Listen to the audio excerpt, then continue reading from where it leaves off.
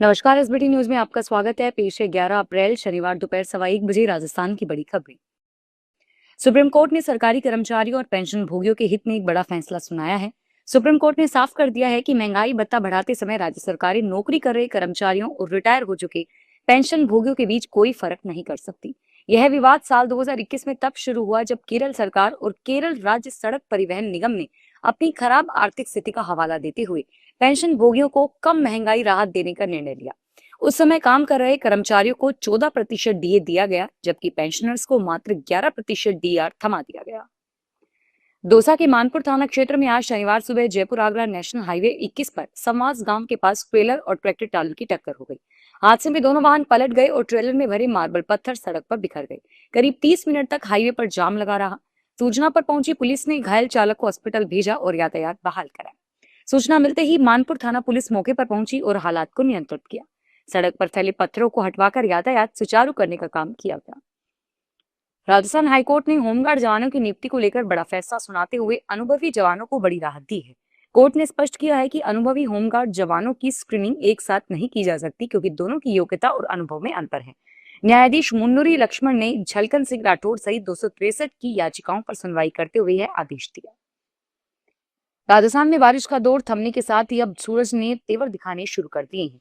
पश्चिमी राजस्थान के साथ साथ अब पूर्वी, उत्तरी और दक्षिणी जिलों में भी गर्मी का असर दिखा जा रहा है। हालांकि इस सिस्टम का असर काफी सीमित रहा है। मौसम विभाग ने स्पष्ट किया है कि इस विक्षोभ से बारिश होने की संभावना कम है। यह केवल आंशिक रूप से बादल छाने तक ही सीमित रहेगा। पाकिस्तान में होने वाले धार्मिक समागमों में शामिल होने के लिए शिरोमणि गुरुद्वारा प्रबंधक कमेटी द्वारा 1763 श्रद्धालु का जत्था रवाना किया गया। हालांकि बॉर्डर पर पहुंचने पर 150 श्रद्धालुओं को बीएसएफ अधिकारियों ने रोक दिया। अधिकारियों के अनुसार इन श्रद्धालुओं के नाम अभी अप्रूवल सूची में शामिल नहीं थे, इसीलिए उन्हें आगे जाने की अनुमति नहीं दी गई और इससे जत्थे में शामिल श्रद्धालुओं में रोष देखने को मिला। श्रद्धालुओं ने कहा कि उनके पास वीजा और सभी दस्तावेज मौजूद थे, फिर भी उन्हें रोका गया। बीकानेर में भुजिया की कीमतों में एक बार फिर बढ़ोतरी की तैयारी है, जहां हाल ही में 20 रुपए प्रति किलो बढ़ने के साथ मजदूरों की मजदूरी मांग के चलते 20 रुपए तक बढ़ सकती है। यह बदलाव 1-2 दिनों में लागू हो सकता है। कच्चे माल, पैकिंग और अंतर्राष्ट्रीय हालात के कारण लागत बढ़ी है, जबकि मध्य पूर्व में ईरान, अमेरिका और इजराइल के तनाव के निर्यात प्रभावित हुए हैं। एक्सपोर्ट महंगा होने से 800 से ज्यादा व्यापारी प्रभावित हुए हैं और इससे ही उत्पादन और सप्लाई समय से 25 से 30 दिन से बढ़कर 50 से 60 दिन हो गई है। यूपी के फिरोजाबाद में शनिवार सुबह 2 रोडवेज बसों की भिड़ंत हो गई। हादसा मेनपुरी चौराहे पर हुआ। यहां सुबह 7 बजे सेफू डिपो पर चालक शिवम गुप्ता आगरा से कानपुर जा रहा था और वही मेनपुरी से आगरा जा रही शिकोहाबाद डिपो की बस के चालक को राजेश चला रहा था। तभी यह टक्कर हुई और इस घटना के बाद बस चौराहे पर रखे खोखे में घुस गई। हादसे में 10 लोग घायल हो गए। उदयपुर शहर में अब होटलों और गेस्ट हाउस में ठहरने वाले मेहमानों की निगरानी और भी सख्त होने वाली है। शहर की सुरक्षा की हिफाजत रखते हुए उदयपुर एसपी ने नए निर्देश जारी किए हैं। अब जिले के सभी होटल, धर्मशाला और गेस्ट हाउस, होम स्टे संचालकों के लिए ई विजिटर पोर्टल पर मेहमानों का पूरा रिकॉर्ड ऑनलाइन दर्ज होगा। उदयपुर एसपी डॉक्टर अमृता दुहन ने इस संबंध में जिले के सभी थानाधिकारियों को आदेश दिए हैं कि वे अपने अपने क्षेत्रों में इस नियम का पालन करवाएं। भरतपुर में आज टीटागढ़ बैंगन लिमिटेड फैक्ट्री के बाहर मजदूरों ने प्रदर्शन किया। मजदूरों का कहना है कि फैक्ट्री के अधिकारी मजदूरों पर तानाशाही करते हैं, कम पैसों में काम करवाते हैं और 8 घंटे से ज्यादा समय फैक्ट्री में रखते हैं। इस रवैये से वे परेशान हो गए। फैक्ट्री के मजदूर ने बताया कि जब फैक्ट्री में हमें लिया गया था तो रोजाना मजदूरी के पैसे देने की कहकर बात की गई थी और अब सभी की फिक्स सैलरी कर दी गई है। सीएजी की एक रिपोर्ट में कश्मीर की प्रसिद्ध डल झील के जल क्षेत्र में चिंताजनक कमी का खुलासा हुआ है। रिपोर्ट के अनुसार वर्ष 2007 से 2020 के बीच झील का जल क्षेत्र 15.40 वर्ग किलोमीटर से घटकर 12.91 वर्ग किलोमीटर रह गया। रिपोर्ट में बताया गया है कि इस दौरान झील में खुले पानी और जलमग्न, जबकि तैरती वनस्पति, खेती और निर्माण क्षेत्र में वृद्धि दर्ज की गई। सीएजी ने झील प्रबंधन के लिए मजबूत नीति बनाने के लिए और सीवेज ट्रीटमेंट प्लांट्स को उन्नत करने और झील में गिरने वाले गंदे पानी और ठोस कचरे के प्रभावी उपचार की सिफारिश की।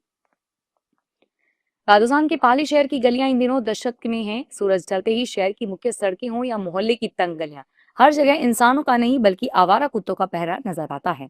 शहर के बांगड़ अस्पताल और निजी क्लिनिक के आंकड़े चौंकाने वाले हैं। पाली में रोजाना औसतन 5 से 10 लोग डॉग बाइट का शिकार हो रहे हैं। स्थानीय निवासियों का कहना है कि हम टैक्स देते हैं लेकिन अपनी ही सड़कों पर सुरक्षित नहीं है। जयपुर में नगर निगम आयुक्त ओम कसेरा ने शहर की सफाई व्यवस्था को लेकर सख्ती दिखाते हुए देर रात परकोटे में निरीक्षण किया।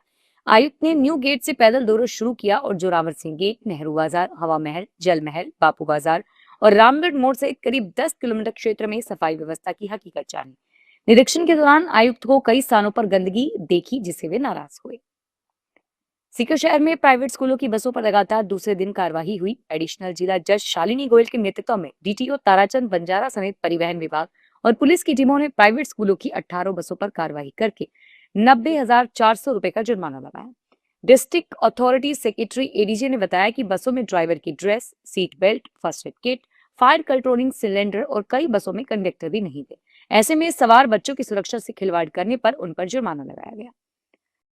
जयपुर के महामंदिर थाना क्षेत्र में कृषि मंडी में दुकान में ही काम करने वाले एक स्टाफ ने अपने साथियों के साथ मिलकर किराए की होलसेल दुकान से किराना सामग्री चुरा ली। इसका पता चलने पर दुकान मालिक की ओर से थाने में रिपोर्ट दी गई। उनका कहना है कि उनकी एक दुकान शिव शक्ति प्रोडक्ट मंडोर की कृषि मंडी में है। दुकान पर काम करने वाले स्टाफ ने अपने साथियों के साथ मिलकर दुकान की डुप्लीकेट चाबी भी बना ली थी। राजस्थान के डीग जिले के गोपालगढ़ थाने के 2 कांस्टेबल्स पर एक गरीब मजदूर को साइबर ठगी के मुकदमे में फंसाते हुए धमकी देकर 4 लाख रुपए की अवैध वसूली करने का आरोप लगाया है। पीड़ित ने पुलिस को बताया कि अपने पैसे वापस दिलाएं और उनसे गुहार लगाई। पीड़ित का आरोप है कि डरा धमकाकर उससे अलग अलग समय पर 4 लाख रुपए वसूल किए गए। पहले चरण में बड़ी रकम ली गई और फिर 80,000 रुपए और फिर 50,000 रुपए लिए गए। फिलहाल इस बुलेटिन में इतना ही और फिर हाजिर होंगे तमाम बड़ी खबरों के साथ। धन्यवाद।